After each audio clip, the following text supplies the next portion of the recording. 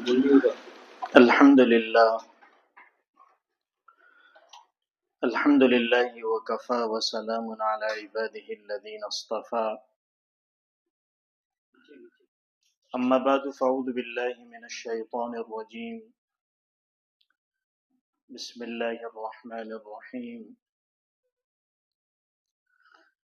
يا أيها الذين آمنوا ادخلوا في السلم كافة ولا تتبعوا خطوات الشيطان إنه لكم عدو مبين صدق الله العظيم.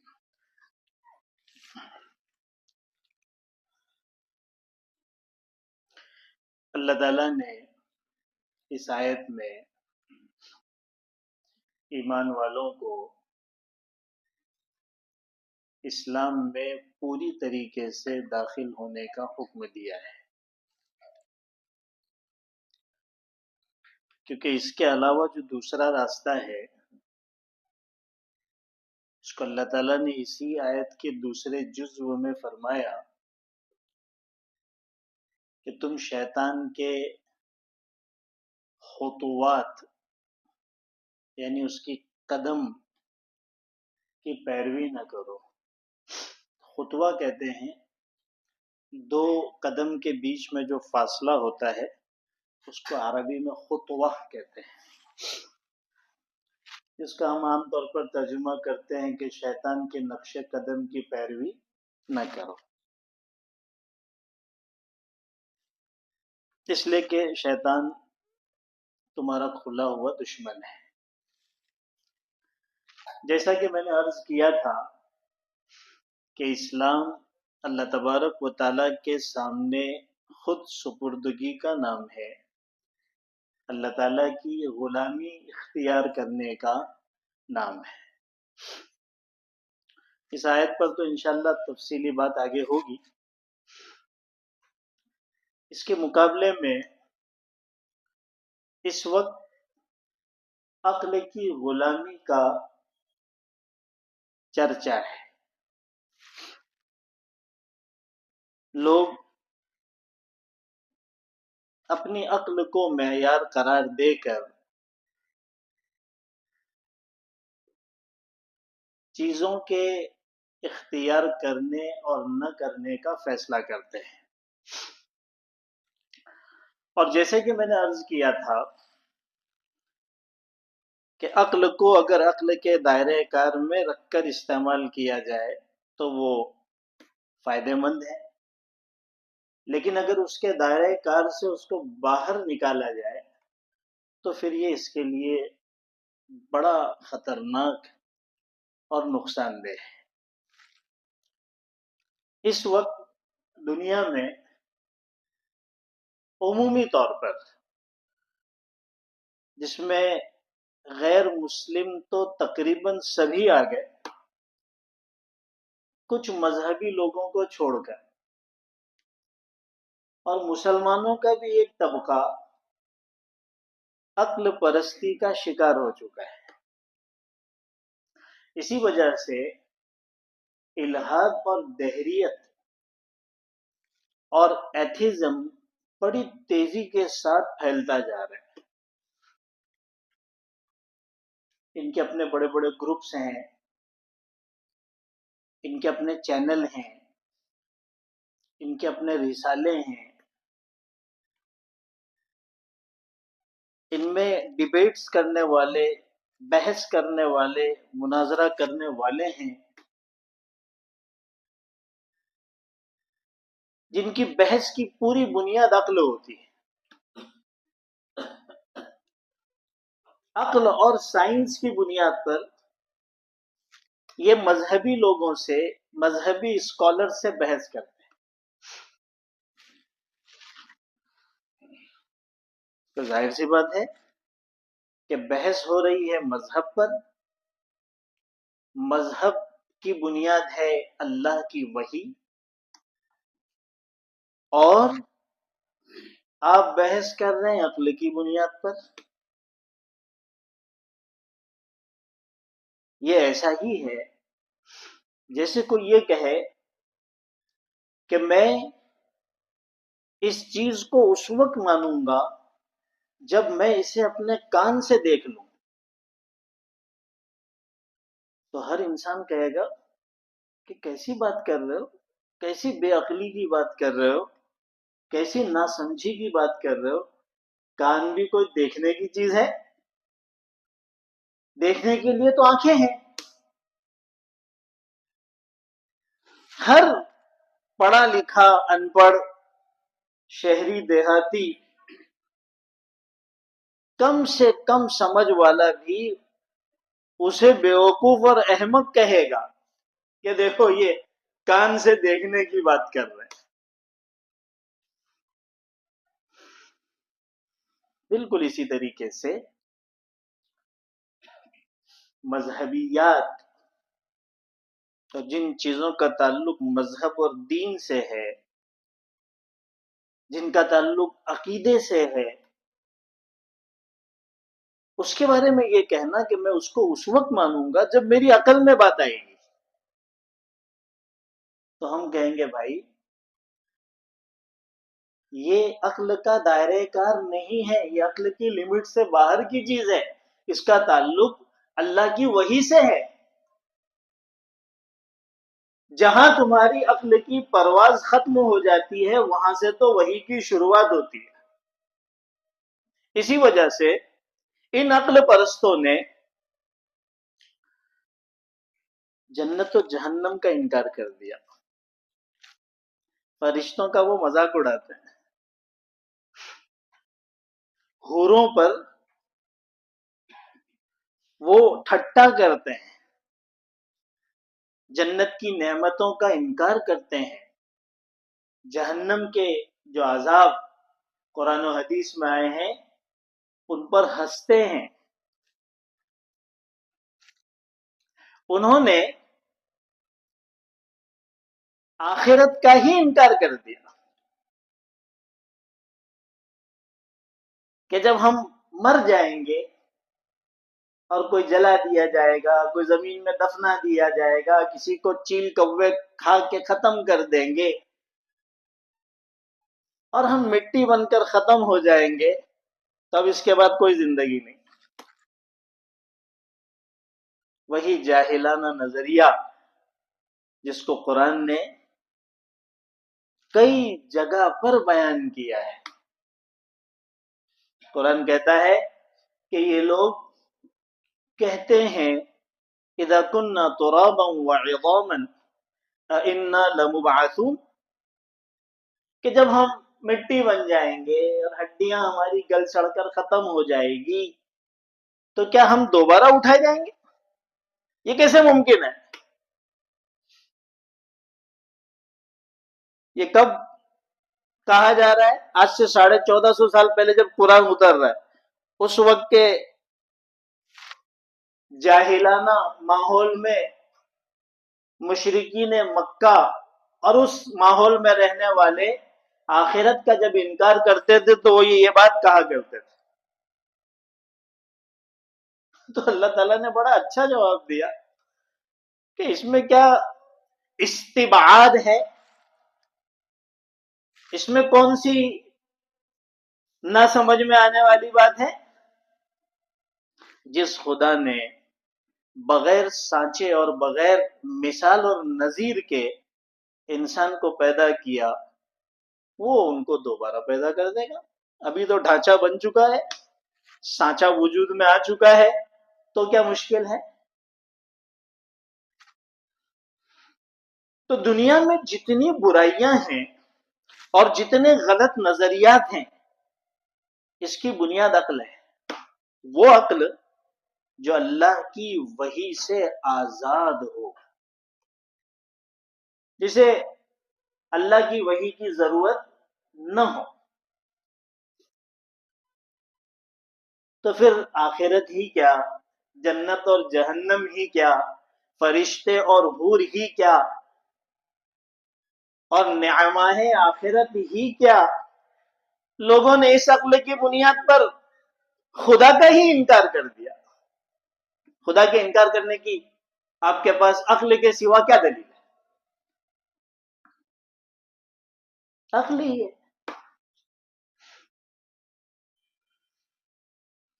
ان کا یہ کہنا ہے کہ عقل کا اصول ہے کہ جو چیز موجود ہوگی وہ ضرور نظر آئے گی. اگر خدا ایگزسٹ کرتا، موجود ہوتا، تو وہ نظر آتا. اس کا نظر نہ آنا یہ اس کے نہ ہونے کی دلیل ہے.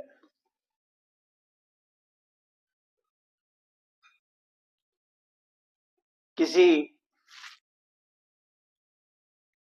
کم پڑھے لکھے لیکن سمجھدار کے سامنے کسی ملحد نے یہ بات کہی تو ہر سوال کا جواب علمی ہونا ضروری نہیں ہے. ارے بھائی، علمی جواب سمجھنے کے لیے، دلیل کو سمجھنے کے لیے سامنے والے کے دماغ میں صلاحیت بھی تو ہونا چاہیے نا، کیپیسٹی بھی ہونا چاہیے. آج بہت ساری باتیں بتائی جاتی ہے تو لوگ اس وجہ سے انکار کرتے ہیں کہ ان کو سمجھ ہی میں نہیں آتا. تو ہر جگہ علمی دلائل کی ضرورت نہیں ہوتی. تو اس کم پڑھے لکھے سمجھدار نے جب یہ سنا کہ وہ خدا کا انکار کر رہا ہے اس وجہ سے کہ خدا نظر نہیں آتا، تو اس نے ایک قوت کے ساتھ اس کو گھونسا مارا. وہ تڑپ اٹھا کہ یہ کیا کر رہے ہو، اتنا زور سے مارا آپ نے، مجھے درد ہو رہا ہے. اس نے کہا کہ میں نے تو کچھ بھی نہیں کیا. کیسی بات کر رہا ہو، میرا پورا شریر اور میرا پورا جسم درد سے کراہ رہا ہے. اس نے کہا کہاں ہے درد، مجھے بتاؤ. اب بولا جواب ہو گیا، درد کہاں سے دکھائے گا. اس نے کہا کہ درد بھی کبھی نظر آتا ہے. تو اس نے کہا کہ اگر درد نظر نہیں آتا لیکن ہوتا ہے تو خدا بغیر نظر نہ آ کر کیوں نہیں ہو سکتا. بات سمجھ میں آ گئی کہ کسی چیز کے موجود ہونے کے لیے اس کا نظر آنا ضروری نہیں ہے. مثالیں تو بہت ساری ہیں. ہوا بھی اس کی ایک مثال ہے. سب محسوس کرتے ہیں لیکن وہ نظر نہیں آتی.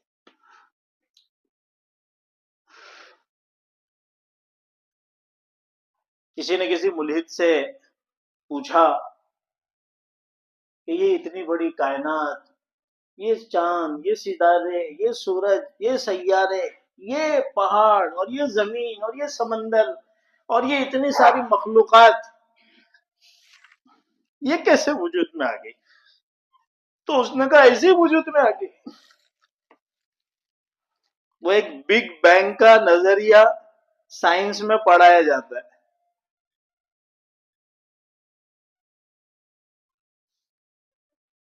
لوگ سائنس کیا پڑھتے ہیں، الہاد پڑھتے ہیں، خدا کا انکار پڑھتے ہیں، دین بیزاری پڑھتے ہیں، دین کا انکار پڑھتے ہیں. تو بگ بینگ کا نظریہ کیا ہے کہ ایک دھماکہ ہوا اچانک، اس کے جو ہے وہ نتیجے میں چیزیں وجود میں آ گئی. اس پورے نظریے کا خلاصہ یہ ہے کہ جو کچھ ہوا ہے وہ خود سے ہوا ہے. جو لوگ سائنس پڑھتے ہیں اس چیز کو ذہن میں رکھیں جو میں کہہ رہا ہوں. اس کا بنانے والا، اس کا کرنے والا، اس کا کریٹر کوئی نہیں ہے. یہ بگ بینگ کا نظریہ در حقیقت خدا کے انکار پر مبنی ہے، جس کو آپ اپنے بچوں کو کالجز میں پڑھاتے ہیں. دین کی معلومات تو ہے نہیں اور اس طرح کے نظریے تو ایک نظریہ پیش کیا ہوں، وہ بیچارہ کس ذہنیت کے ساتھ آگے بڑھے گا اور کیسا مسلمان ہوگا. تو اس نے کہا کہ یہ خود بخود وجود میں آ گیا. ملحدین کا یہی کہنا ہے، کیونکہ وہ کسی خالق کے اقرار کرنے والے ہوتے ہی نہیں، وہ تو منکر ہوتے ہیں. اور یہ ملحد ہر زمانے میں رہے، لیکن پہلے ایسے انگلیوں میں شمار کرنے والے ہوتے تھے کہ بھئی یہ ملحد ہے اور یہ فلاں ملحد ہے. یہ تو پورا زمانہ ہی ملحدوں کا ہے، الحاد کا ہے، جس دور میں ہم گزر رہے ہیں. حضرت امام ابو حنیفہ رحمۃ اللہ علیہ کے زمانے میں بھی ایک ملحد تھا جس نے لوگوں کو پریشان کر کے رکھا تھا. دیکھیے، جو لوگ باطل نظریات والے ہوتے ہیں ان میں ایک خاص قسم کا کیڑا ہوتا ہے، جس کی وجہ سے وہ لوگوں سے بحث کرتے رہتے ہیں اور اپنے نظریات پر اسے قائل کرنے کی کوشش میں لگے رہتے ہیں. وہ اسی قسم کی باتیں چلاتے رہیں گے. کام کی بات جس کی انسان کو دنیا میں اور آخرت میں ضرورت ہے، وہ ان کے موضوع بحث بہت کم رہے گی. ابھی میں اس میں مثالیں اگر دینا شروع کر دوں گا اس دور میں کیا کیا ہو رہا ہے، تو موضوع کہاں کا کہاں چلا جائے گا. تو وہ اس زمانے کا جو ملحد تھا وہ لوگوں سے اسی بات پر بحث کیا کرتا تھا، اللہ کے انکار پر اور ساری چیزوں پر. حضرت امام ابو حنیفہ رحمۃ اللہ علیہ کو لوگوں نے کہا کہ حضرت سب کا جینا حرام کر کے رکھا ہے، ایمان اور کفر کا مسئلہ ہے، اگر آپ تیار ہو تو اس کے ساتھ بات کر لیجئے. امام صاحب نے فرمایا میں تیار ہوں، کوئی مسئلہ نہیں. اللہ کے وجود پر بات کرنے سے بڑھ کر کیا بات ہوگی. دن تاریخ سب طے ہو گیا، وقت بھی طے ہوا، مجلس مناظرہ منعقد ہوئی، سارے لوگ جمع ہو گئے، وہ ملحد بھی آ گیا. وقت ہو گیا، امام صاحب کا پتہ نہیں. اب سارے لوگوں کو تشویش کہ امام صاحب کدھر ہے، بحث کون کرے گا. یہ خبیث تو ویسا ہی ماحول کو خراب کر کے رکھے ہوئے ہیں، اور وہ بڑا سینہ تان کر ایک فاتحانہ انداز میں کہ میرے مقابلے میں جو آنے والا ہے وہ تو ٹائم پہ آ ہی نہیں رہا ہے، گھبرا گیا ہے. وقت گزرتا جا رہا ہے، لوگوں کی تشویش بڑھتی جا رہی اور اس کا سینہ چوڑا ہوتا جا رہا ہے 56 انچ سے بھی زیادہ. پھر کچھ وقت گزرنے کے بعد دیکھے کہ امام صاحب آ رہے ہیں. جب حضرت امام صاحب مجلس میں پہنچے تو منتظمین نے کہا کہ حضرت وقت جو تھا وہ تو کچھ اور تھا، کافی وقت جو ہے وہ گزر گئے، آپ اتنا لیٹ آئے، اتنی تاخیر ہو گئی. امام صاحب نے کہا کہ بڑا عجیب واقعہ پیش آیا. میں جیسے ہی گھر پہ تیار ہو کر گھر سے نکلا، بڑی تیز بارش ہونے لگی. میں کیا دیکھتا ہوں کہ اچانک زمین پھٹی اور ایک دریا بہنے لگی. تو میں سوچنے لگا ایک تو بارش، دوسرا دریا.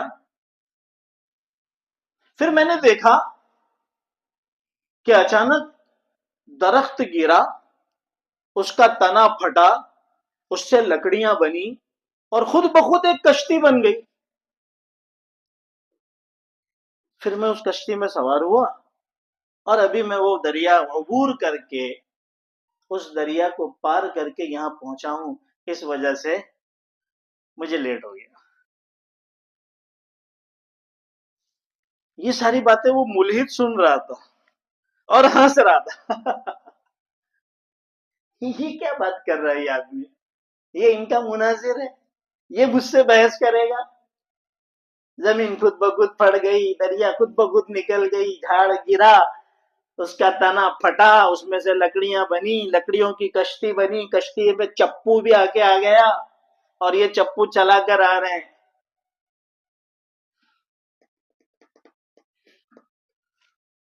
اس نے کہا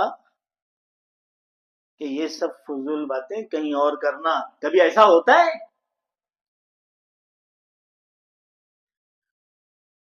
تو امام صاحب نے کہا کہ اتنی بڑی کائنات، سورج، چاند، ستارے، سیارے، زمین، زمین میں سمندر، سمندر میں ندیاں، اور ہزار مخلوقات، اور یہ درخت اور یہ پودے اور یہ رنگ برنگے پھول اور یہ طرح طرح کے پھل اور یہ مختلف نوعیتوں اور صفتوں اور خوبیوں اور کوالٹیز کے انسان اور یہ مرد اور یہ عورت اور یہ جوان اور یہ بوڑھا، یہ سب ایسے ہی ہو گئے؟ جواب مل گیا کہ اگر یہ ایسا نہیں ہو سکتا تو یہ پوری کائنات بھی ایسے ہی وجود میں نہیں آ سکتی، اس کا وجود دینے والا کوئی ہے۔ لاجواب ہو گیا، مناظرہ ختم۔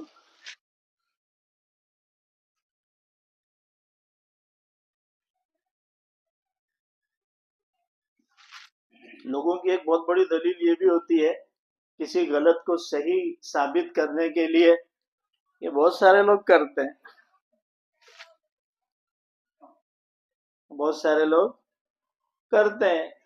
اگر یہ غلط ہوتا تو اتنے سارے لوگ اس کو کیسا کرتے؟ یہ ایک بہت مضبوط دلیل ہے اس وقت۔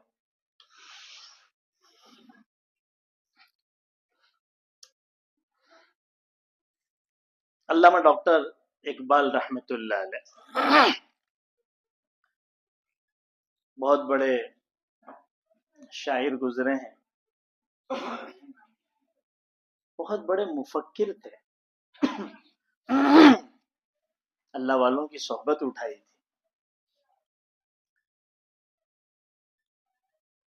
ایک مرتبہ اس زمانے میں، ڈاکٹر علامہ اقبال کا زمانہ تو ابھی بہت زیادہ وقت نہیں گزرا ہے، پچھلی صدی کے ہی تھے۔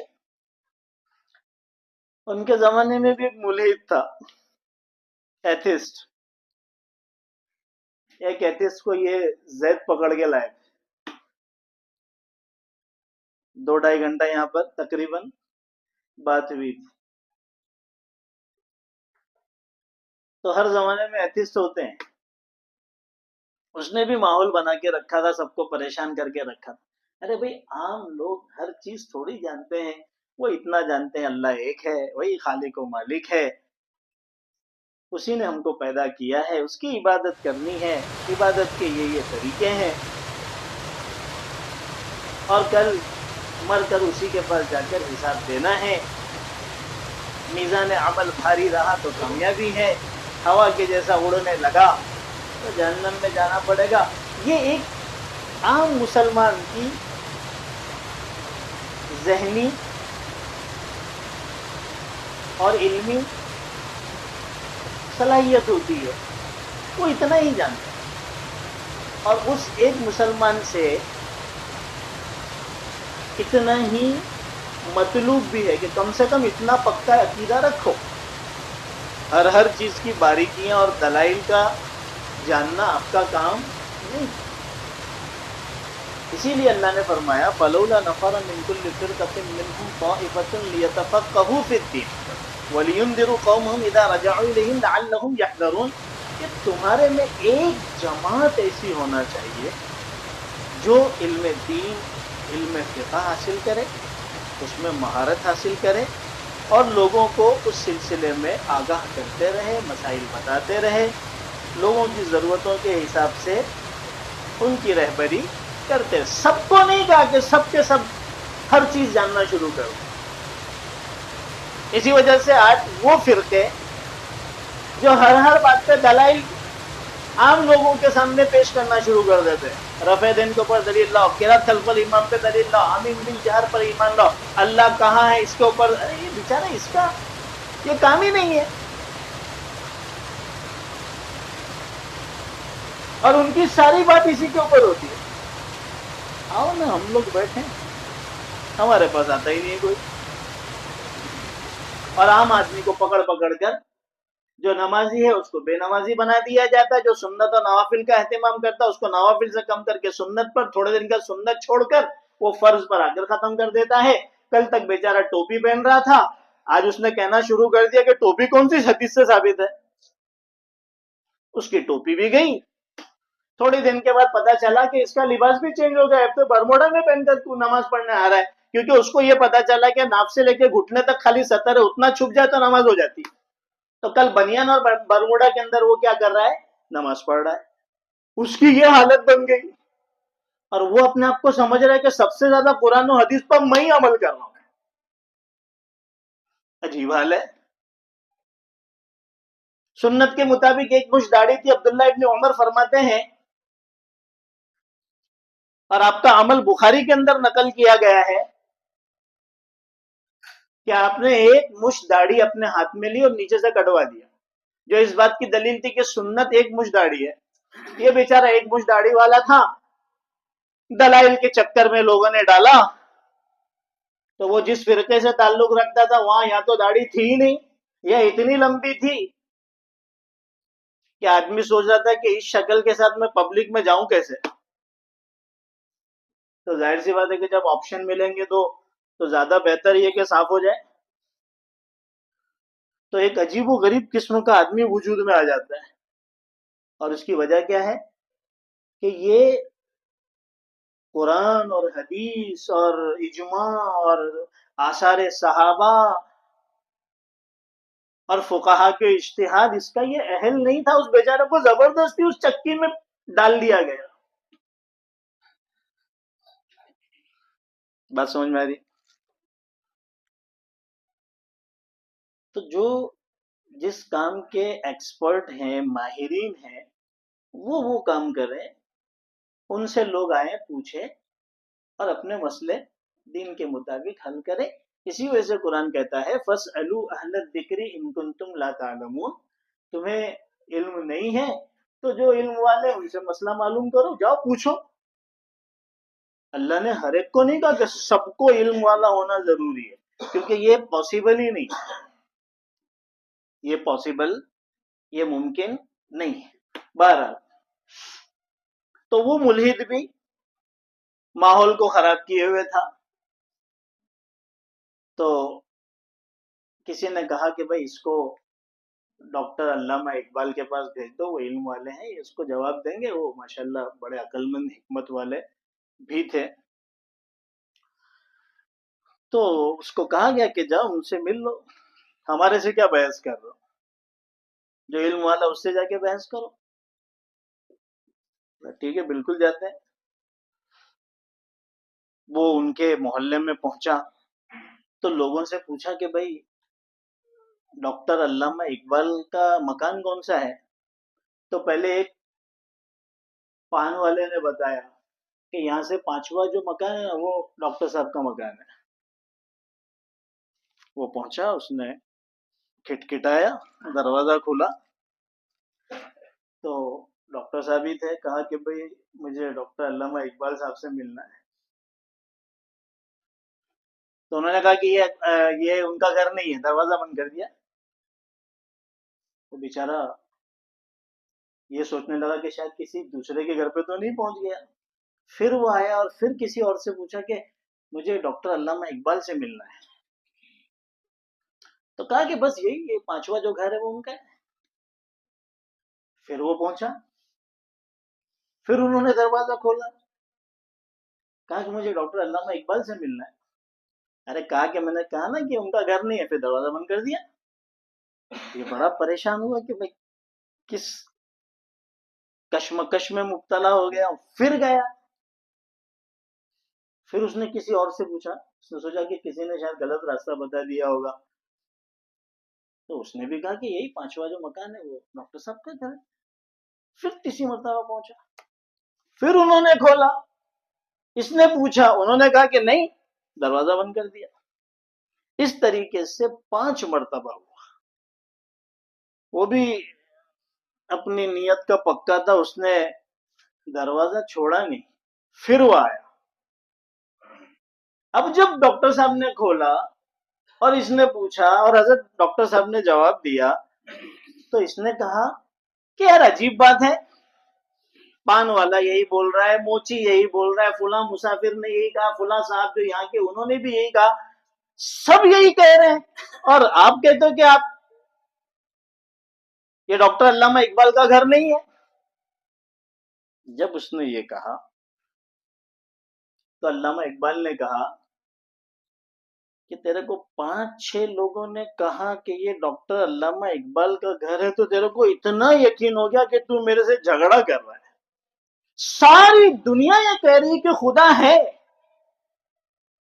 और तू इनकार करता है। ये बोल के दरवाजा बंद कर दिया। ये बोलकर दरवाजा बंद कर दिया और बात समझ में, 5-6 लोगों के ऊपर तेरे को इतना भरोसा हो गया। सारी दुनिया में करोड़ों लोग हैं जो खुदा की जात का इकरार करते हैं, उसके वजूद को मानते हैं, वो तेरे को समझ में नहीं आ रहा है। तो अक्ल जो है वो इंसान को खुदा के इनकार तक लेके चलेगी।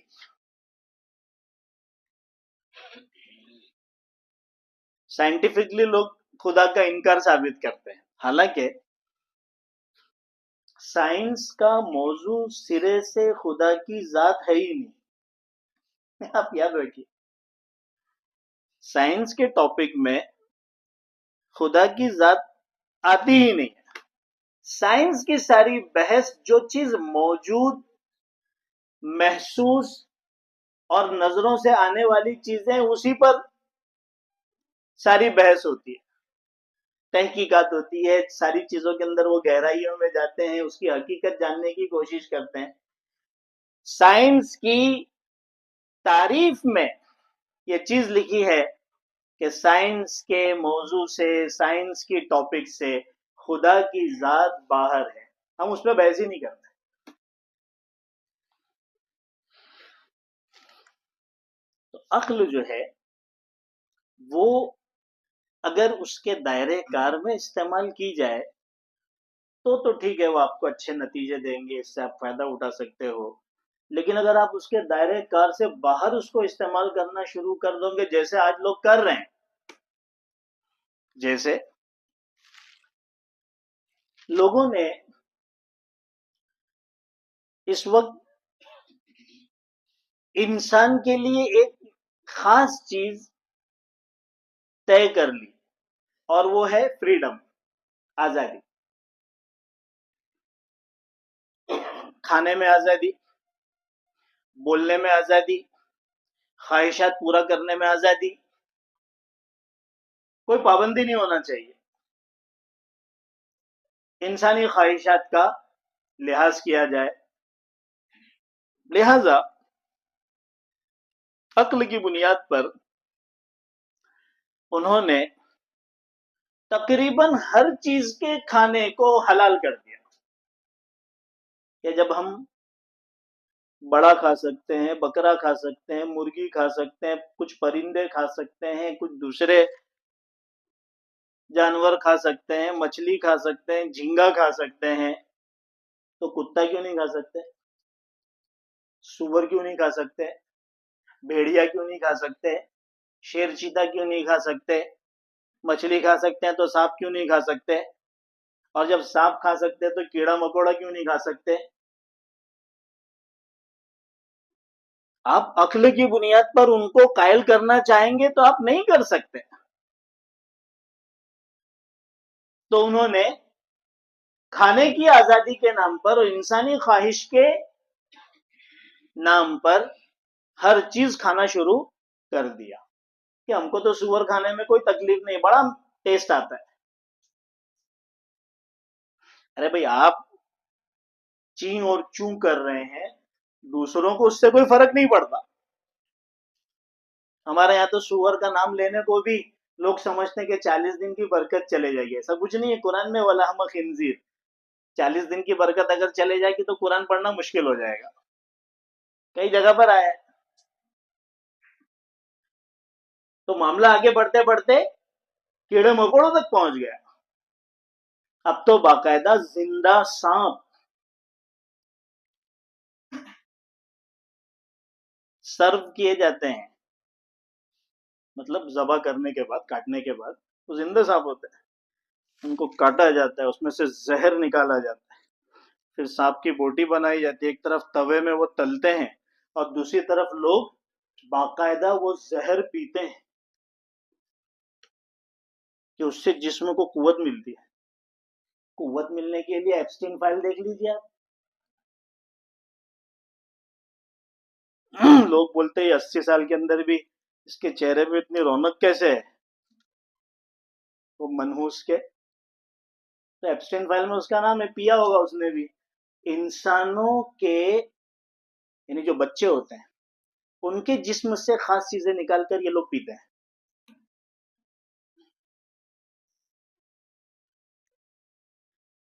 کیوں؟ کیونکہ عقلی طور پر اور سائنسی طور پر اس کے ذریعے سے انسان کے اندر جوانی برقرار رہتی ہے اور بڑھاپا بہت دور چلا جاتا ہے. تو ہر انسان چاہتا ہے کہ وہ جوان رہے. تو یہ ساری چیزیں کیوں ہو رہی ہیں؟ یہ ساری چیزیں اس لیے ہو رہی ہے کیونکہ وحی الہی سے، اللہ تبارک و تعالیٰ کی تعلیمات سے اور مذہب سے انسان منہ موڑ رہا ہے، جس کی وجہ سے جس کو جو سمجھ میں آ رہا ہے وہ کر رہا ہے. اور انہی میں ایک وہ بھی طبقہ ہے جو سرے سے کسی بھی جاندار چیز کو کھانے کا ہی قائل نہیں ہے. وہ تو زمین کے اندر سے جو پیدا ہوتے پیاز اور لہسن وہ بھی نہیں کھاتا ہے. وہ ایک الگ سواری کے مسافر ہیں. تو آخر وہ کون سی چیز ہے جو آپ کو حدود اور قیود میں رکھے گی؟ جہاں کچھ چیزیں صحیح ہوگی، کچھ چیزیں غلط ہوگی، جہاں کچھ چیزیں اختیار کرنے والی ہوگی، کچھ چیزیں چھوڑنے والی ہوگی. آپ کے پاس کوئی معیار ہے؟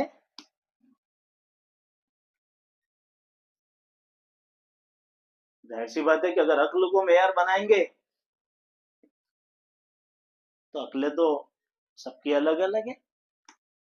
کوئی کچھ کہے گا، کوئی کچھ کہے گا، کسی کا کچھ نظریہ ہوگا، کسی کا کچھ نظریہ ہوگا.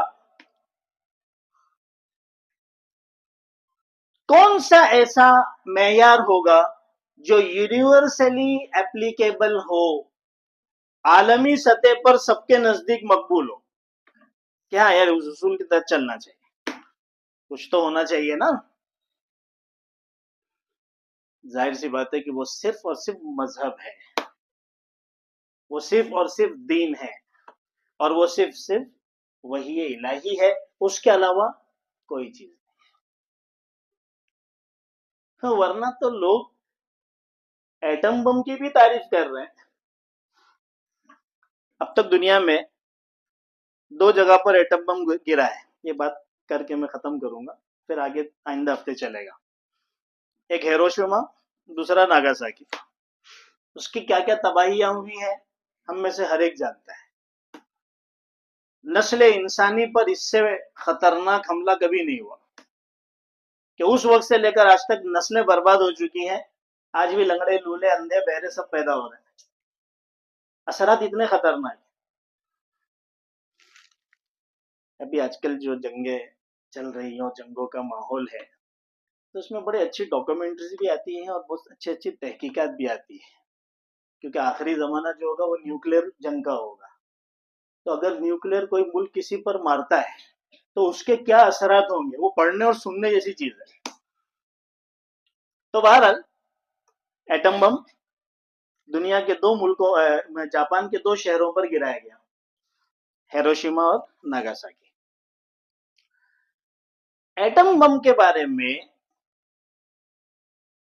جو تحقیق، جو مقالہ اور جو ریسرچ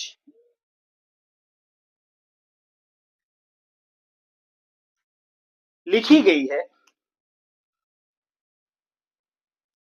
اس میں اس کے کیا نقصانات ہوئے اس کے اوپر بحث نہیں ہوئی.